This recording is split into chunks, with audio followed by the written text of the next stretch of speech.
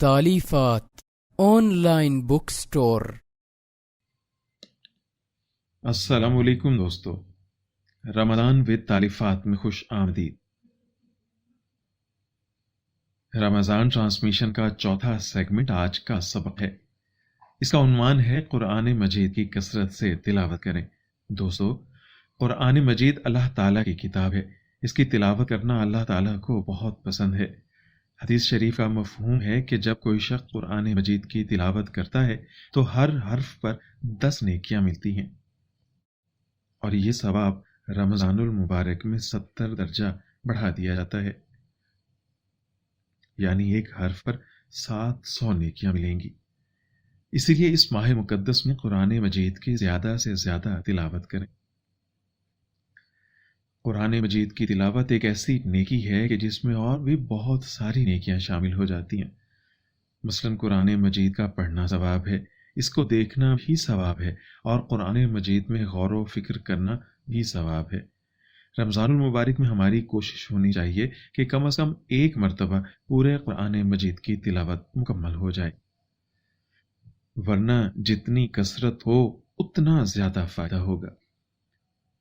जो आम लोग हैं और ज़्यादा नहीं पढ़ सकते, अक्सर देखा जाता है कि जब रमज़ान शुरू होता है तो रोज़ाना एक पारा ज़रूर पढ़ते हैं।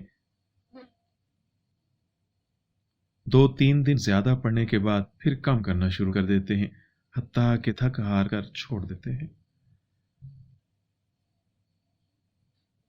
मैं आपको एक बहुत ही आसान तरीका बताता हूँ।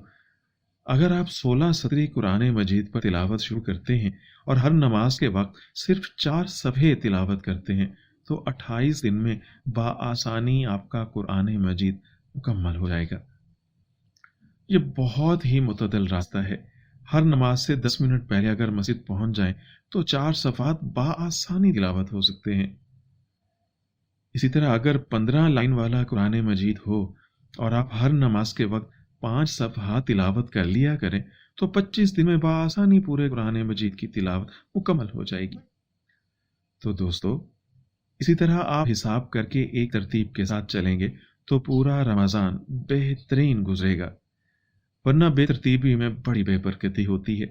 कभी ज़्यादा पढ़ लिया, कभी कम पढ़ लिया, ये मुनासिब नहीं है। अल्लाह ताला हमको कुरान मजीद की तिलावत करने की तौफीक अता फरमाए, आमीन। दोस्तों, अगर आपको ये वीडियो अच्छी लगी हो तो ज़रूर शेयर करें। यूट्यूब और फेसबुक पेज पर हमें फॉलो करें। फेसबुक और यूट्यूब पर हमारा चैनल तालिफात ऑनलाइन बुक स्टोर के नाम से है। मिलते हैं इंशाअल्लाह अगले सेगमेंट में।